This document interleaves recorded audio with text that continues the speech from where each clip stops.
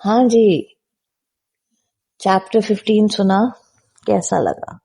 Feedback दीजिएगा जरूर। आपके फीडबैक का इंतजार रहता है। मजा आता है, पता चलता है आपने सुना था, पता चलता है आपने क्या महसूस किया, आपके तासुरात, आपका फीडबैक, आपके कमेंट्स, आपकी तनकीद, सर आंखों पर। We are always welcome. शुरू करते हैं अगला चैप्टर नंबर 16। उन दिनों अशफाक अहमद मजंग रोड के एक वसी और अरीज मकान में रहता था। उनका कुंबा बहुत बड़ा था। वालदैन, 7-8 बहन भाई, चंद एक भाई आला ओहदों पर फाइज थे। वालिद साहब वेटनरी डॉक्टर थे। वो एक अजीम शख्सियत के मालिक थे। उनके हुक्म के बगैर घर में पत्ता नहीं हिलता था। अजीब सरदार तबीयत के मालिक होने की वजह से घर में जॉइंट फैमिली सिस्टम राइज था। अशफाक अहमद के भाई तमाम के तमाम सलाहियतों के मालिक थे, टैलेंटेड थे। अशफाक अहमद की वालदा अगरचे रस्मी तौर पर तालीम याफ्ता ना थी, लेकिन बड़ी सूझबूझ के मालिक थी। शख्सियत के लिहाज से वो भी सरदार तबीयत के मालिक थे। सारे कुंबे को कंट्रोल करने की सलाहियत रखती थी, लेकिन जाबर खावन की वजह से वो हिकमत अमली से काम लेना सीख गई थी। इसलिए घर में बड़े खान का हुक्म चलता था और बड़ी बेगम की हिकमत अमली चलती थी। अशफाक अहमद ने विरसे में जो सलाहियतें पाई थी वो बाकी भाइयों से हटकर थी। उसकी शख्सियत का रंग सारे घर से मुख्तलिफ था, इसलिए वो घर का हिस्सा न बन सका था। वो घर में रहता जरूर था, लेकिन भीगता नहीं था। उसे अपने खानदान पर फख्र था, वालदा की अजमत का एतराफ था, भाई बहनों से मोहब्बत थी, लेकिन वो घर में घुल मिल ना सका था। उन दिनों अशफाक 2 मुजंग रोड की नीम छती में मुकीम था। ये नीम छती घर से मुल्हिक जरूर थी, लेकिन बिल्कुल अलग थलग थी। आने जाने के लिए घर में दाखिल होने की जरूरत ही न थी।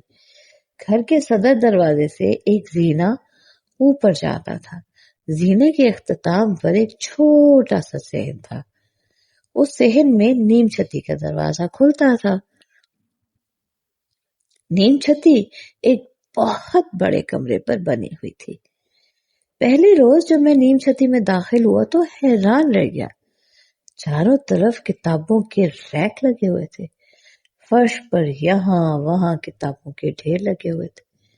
दरमियान में एक शख्स बैठा था। उसके चेहरे के तमाम जाविये नीचे की तरफ गिरे हुए थे। उसकी पेशानी पर सूचों की सिलवटें थी। उसकी आंखें डूबी हुई थीं। उसके गिर्द उदासी के अंबार लगे हुए थे। मैं घबरा गया। या अल्लाह, मैं कहाँ आ गया हूँ? ये वो अशफाक तो ना था जिससे मैं वाकिफ था। ये तो कोई रॉबिन्सन क्रूजो है तो इस नीम छती पर जजीरे में रहता है। मेरे नजदीक तो अशफाक वो अशफाक था जो ओपन एयर में डुगडुगी बजाकर महफिल को लालाजार कर देता था। उस जमाने में अशफाक एक आम ग्रेजुएट लड़का था। अभी उसकी सलाहियतें उभरी नहीं थी। मैंने उसे मिलना जरूर सिर्फ इसलिए शुरू किया था कि वो एक बागो बहार शख्सियत का मालिक था। मैं खुद से खाइफ था, उकताया हुआ था और जिंदगी बसर करने के लिए सहारे ढूंढ रहा था। नीम छती के अशफाक को देखकर मैं बिल्कुल ही मायूस हो गया। नीम छती के अशफाक को देखकर मैं हैरत में डूब गया। समझ में नहीं आता था वो एक भरे भरे रस्ते बसते घर में क्यों रॉबिन्सन क्रूसो बना बैठा है। बज़ाहिर अशफाक की जिंदगी दुख से आजाद थी। उसे हर किस्म की सहूलत और आराम मुयस्सर थे। एक अलग कमरा मुयस्सर था, किताबें थी, 2 वक्त का खाना नीचे से आ जाता था। जिस चीज की जरूरत होती सिर्फ आवाज देने से मौजूद हो जाती थी। अपनी सहूलियत के लिए उसने नीम छती का एक कोना کھانے پکانے کے لیے مخصوص کر رکھا تھا۔ وہاں تیل کا چولہا تھا، اسپرٹ لیمپ تھا، کافی کا پرکولیٹر تھا، چائے کی کالی چینک تھی، پیالیاں تھیں، جب جی چاہتا چائے بناتا۔ بظاہر وہ ایک بے فکرا سا نوجوان تھا، محبت کے روگ سے محفوظ تھا، نسائیت کے سحر سے بے خبر تھا۔ کوئی بری عادت نہ تھی، صرف دو شوق تھے، کتاب اور مشین۔ مطالعے کا رسیا تھا، مشینوں کا دلدادہ۔ راہ چلتے نئی مشین کو دیکھ کر رک جاتا، اسے الٹ پلٹ کر دیکھتا، کیسے چلتی ہے، کیا کام کرتی ہے، کس دھات کی بنی ہوئی ہے۔ پھر بار بار ادھر سے گزرتا، ہر بار مشین کو اٹھاتا اور در پڑتا اس سے کھیلتا۔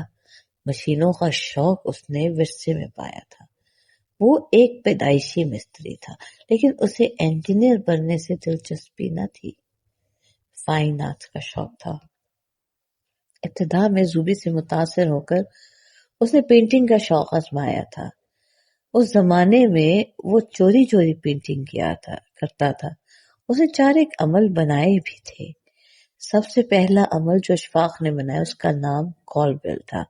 اس میں عورت کے جسم کا وہ حصہ دکھایا گیا تھا جسے چھیڑنے سے جن بوتل سے باہر نکل آتا ہے۔ یہ عمل مجھے بہت پسند تھا، اس لیے کہ خاتون کا چہرہ جو دکھایا گیا تھا اس پر ایسی کیفیت نمایاں تھی کہ جن نکلتا ہوا نظر آتا تھا۔ اشفاق کا دوسرا عمل بھی ایک عورت تھی جس نے اپنی نسائیت سے بھری ہوئی جھنجھریاں کندھوں پر اٹھا لی تھی۔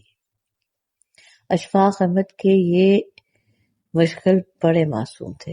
وہ خود بھی معصوم تھا، اس لیے دکھی ہونے کا کوئی جواز نہ تھا، لیکن وہ دکھی تھا، بے وجہ دکھی تھا، اور صرف دکھی ہی نہیں، وہ دکھ جنریٹ کرتا تھا۔ ساری نیم چھتی اداسی سے بھری ہوئی تھی، اور وہ اوپن ایئر تھیٹر والا روپ جو وہ ادا کیا کرتا تھا محض ایک ری ایکشن تھا۔ نیچے گھر میں ہر وقت میلہ لگا رہتا تھا، خصوصاً جب بڑے خان باہر نکل جاتے تھے۔ بلی چلی جاتی تو چوہے بہت ادھم مچاتے تھے۔ وہ سب زندگی سے سرشار تھے۔